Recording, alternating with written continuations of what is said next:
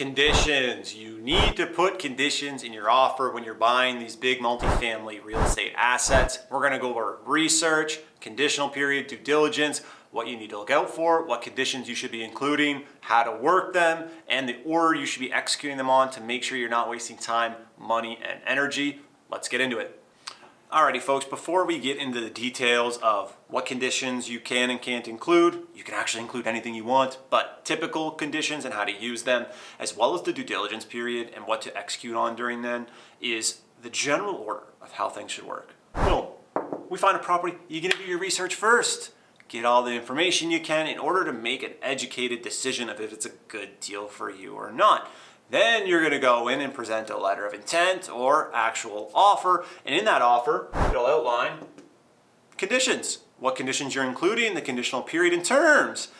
During the conditional period, you're going to do your actual due diligence. This is in green because this is where you really make your money. So we go initial research. Is this a good offer or a good property? We bring an offer with the actual conditions and the terms in there. If that offer gets accepted, we work through the conditional period. That is the art and that is the tasks of doing your due diligence to make sure the conditions, the property, and the underbelly really checks out. So let's get into each of these in detail. I want to make sure we understand the difference between a conditional period in a larger deal versus a smaller deal. If all you've done so far as an investor or as a real estate homeowner is purchase a single family residence or small multifamily properties like duplexes and triplexes, the conditional periods are much shorter. You're looking at a week or two to typically do finance, inspection, insurance, whatever other conditions that you guys are going to have in your offer. Well, in your larger multifamily space, you're typically 1 to 2 months in order to work through the conditional period. And there are much more conditions that are common in offers for a multifamily asset versus smaller single family homes or 2 or 3 unit properties. So, larger deals, longer conditional period, more moving parts, takes a little bit longer to work through, more due diligence. Smaller properties, typically a lot shorter time frame for the conditional period, typically fewer conditions and a little bit more simple tasks in order to satisfy the conditions within the period. Make sense? Alrighty folks, behind me here, we got the 5 most common conditions that are going to be put in multifamily offers. Now, if you go letter of intent first before you bring an offer, the conditions or the due diligence period will be outlined in your letter of intent and it will list off the things that you would like to complete during your due diligence. Now, when you bring an actual offer and get an accepted agreement of purchase and sale, each one of these conditions will be more explicitly explained, much longer, much more detail in terms of what it is, how long you have, and what needs to happen to satisfy. But for the purpose of this video, we want to share what the most common ones are and how you can use them. Before we get into them, I just want to remind you, this is not professional advice. If you are going to be executing on multifamily deals, seek professional advice. Merely want to share our understanding and some information that we have about how conditions work in these types of offers. So let's get into those. Alrighty, so there's a ton of conditions and clauses that you can include in an offer. You can do whatever the heck you want. You're the buyer. But here's the 5 most common ones. Financing, inspection, insurance, environmental, doc review, and actually, number 6, we'll go walkthrough. Right? It is very common to have a letter of intent or have an agreement of purchase and sale accepted without actually doing a walkthrough of the property. Now, finance, got to make sure you can get financing for the property. Inspection, gonna have to have it inspected. Typically, this is going to be part of your financing when you're doing these bigger deals. Your financier is gonna want an inspection report. They're also you're gonna need insurance to close on the property. They're gonna want to make sure that you got insurance. We'll actually talk about a few important things on that. Environmental, depending on the type of asset that you're offering on, there's different things with environmental. We're not gonna go too deep on that, but we will touch on environmental. And then doc review. You get the initial documents before you make the offer, but I want everything when I'm going through the conditional due diligence period. I want everything. So we'll list off the things that you can collect during the doc review period and then walkthrough, right? We are gonna release a separate video on walkthroughs, things to look out for, tips and tricks, so stay tuned for that. But let's jump into the order of these, which ones we recommend you do and why, to make sure that you're being protected as a buyer. Alrighty, so what we're gonna do is we're gonna go through the common order of how these conditions should be attacked where you should focus your attention on and when and why, because we want to be efficient. Look, if you're out there offering on deals, you could be spending months working one deal and have it fall apart. So you want to make sure that you're being as efficient and you're not spending money and time unnecessarily, because it doesn't always work out in this world. So number one, if you haven't done a walkthrough, I'm doing the walkthrough right away. Now, this is not to be mistaken for an inspection. Even if you've done a walkthrough of the property, as a part of your conditions, putting in a walkthrough that explicitly states what you'll have access to in order to make sure you're viewing all parts of the building is going to be huge. Because if this is your first time or your second time through the building, doing that walkthrough during your due diligence period in that conditional window of 60 or 90 days, whatever you've negotiated, is going to allow you to get a nice look of the interior and exterior of the property. You may find things that you didn't even know about that are immediate red flags, or that will immediately bring you back to the negotiating table to make sure that you and the seller can figure out before you work through the rest of the conditions. The same kind of thought process goes for doc review. These two should be done instantly. Within the first 5 to 10 business days during your due diligence period, you want to make sure you're executing on these because they will get you a deeper look at what you already think about the property. You're physically viewing it without paying for and spending the time of actually getting an inspection done. So if there's any immediate red flags or concerns, we can bring that to the seller's side. Next up, we're gonna get doc review completed, which means we actually get to see the lease documents, the rent roll, your utilities, all the contracts you have. So with your snow removal company, with your grass maintenance, with your landlord, or if you have an on-site super, or if you have security, or if you have laundry services, you'll get a look at all the contracts to confirm that those numbers are actually what you've been presented, and to run those numbers on your own end to make sure they make sense for the financing that you're gonna have lined up. Next up, you wanna go over the CapEx. What have they invested? Do I have receipts? Who are the contractors? Who's doing the servicing for the mechanical systems? Who's checking my roof? Who's doing my fire checks? I wanna look at that, and then I want reports. Do I have any past environmental reports? Do I have any fire inspections? Are there any other reports associated with this asset that my lender is going to need? This gives me a much deeper look at the underbelly without investing a significant amount of time and energy to satisfy these other conditions. Because listen guys, the reality is if I go for the walkthrough and I see things that are deal breakers, why would I spend my time on the rest of these conditions? Furthermore, if I get the doc review and these docs don't line up with the numbers they've given me, I'm immediately going back to the seller for an explanation, I'm renegotiating, or I'm getting the heck out of the deal and I'm not wasting time and money to satisfy all these other conditions. So, number one, walkthrough. Number two, doc review. Now, you've looked at the property in person, you've gotten all the documents, deal's still looking good. We're interested. Perfect. Now we're really gonna start getting more aggressive on the financing condition. This can take time and they are gonna need a ton of information in order to give you the financing, especially if you're working with A lenders or CMHC here in Canada. But the reason we wanna do financing at this point is we've had a look at the underbelly personally. We're still interested in the deal after physically seeing all the things that we wanna see.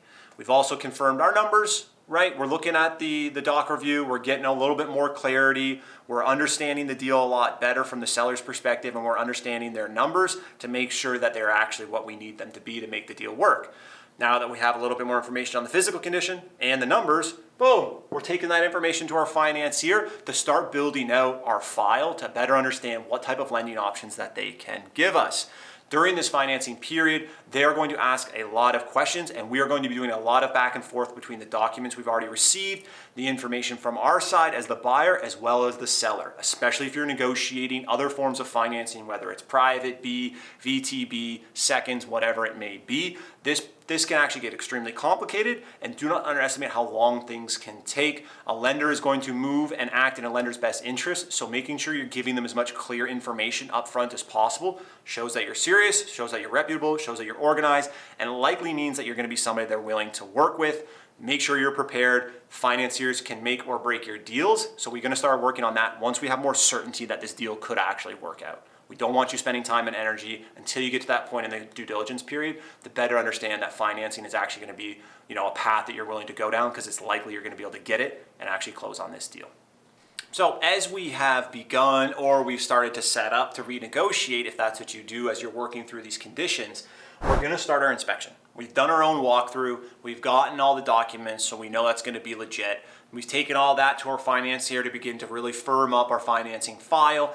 This looks like this could actually work out. Now it makes sense to invest time and money into actually getting an inspection. more often than not, you're going to need the inspection report, and you're going to need to make sure that that's done before you get your financing, especially if you're in the A or the CMHC space. So boom, we book our inspection. Now, this isn't, Bob's your uncle, or, Joey, your best buddy contractor, who's going to come through the inspection to make sure the basement's not leaking. This got to be official, right? They aren't cheap, but they are required, and they will give you a much better idea as to the big ticket items of the property. The drainage systems, the electrical systems, the plumbing systems, your heating and cooling systems, your roof, your windows, your fire system, like everything. This is going to check everything. You want to make sure you're using a reputable inspector that has experience actually inspecting the types of properties that you're going to be offering on, and the one that you're actually going to get them to inspect. Don't take a residential inspector that's never done this before to go inspect your 50-unit apartment building. It doesn't work like that. So, as you're working through the other conditions, get your inspector lined up. Make sure they understand the building, see if they have any tips and tricks before you go through your walkthrough, any specific information they need in advance. Build a little bit of rapport, make sure there's somebody that you could trust, book them in, rip your inspection. Final note on inspections: the bigger the deal, the more complex the property, the more expensive, and the longer they're going to take. Take that into consideration. Do not leave it until the last day. Please, please, please. Now, one other thing we want to talk about is insurance. This is not the same thing as getting insurance for your primary residence single family home. It is not the same. The insurance numbers that they are giving you are likely going to be dramatically different than the insurance figures that you're going to be able to get, or the policy you'll be able to get. Insurance changes all the time. They may have held the property for 10 years and had the same policy the whole time. Do not take their insurance numbers as gospel. Yours will likely be different. So get your quotes ASAP. Get 3 quotes, understand them, pick the best one, and away you go, right? Do not sleep on this. It will take some time. It is not the same thing as just getting a quote the day before you close.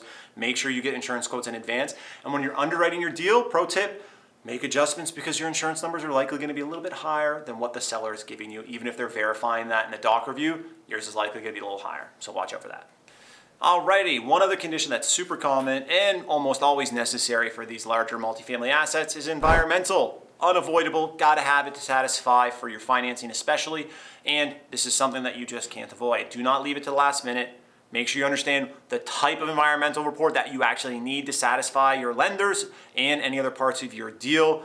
This has to be done. Do it in advance to make sure you're not doing it the last day before closing, but make sure you're only investing in that once you have clarity that the numbers and the financing is likely going to work out, assuming you get the environmental done. You don't want to pay to do the environmental first day before you even walk the property, before you even get the doc review, to realize the physical property is nothing like they described it, and the numbers aren't even close to the ones you were running yours on. So take that into consideration before you book the environmental, but it's got to get done, guys.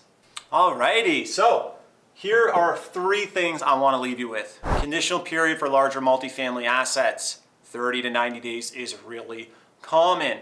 The much longer conditional period, the more complex the deal is, the larger the property, the more information you require to satisfy the other parts of your deal before you firm up. The bigger it is, the longer it's going to take, more complicated it's going to be. Give yourself enough time to do the due diligence. Now, continue to underwrite your deal. As you're getting more information through the due diligence period, as the condition information is starting to become more clear, go back and revisit your numbers. If your information is changing, your numbers should likely change as well. And if your numbers are changing, then the deal is also likely to change. So as you get more information, you want to make sure that the initial information is clear and in your hands as quickly as possible before you start investing in things like an environmental inspection and other things you need to do to satisfy the conditions. Come back and underwrite the deal. If you hit a roadblock, renegotiate, engage with the seller or their agent, and better understand how you can move forward if the deal still makes sense for you. And last but not least, do not firm up until the conditions are 100% satisfied. No, yeah, we'll firm up today, take care of that part tomorrow.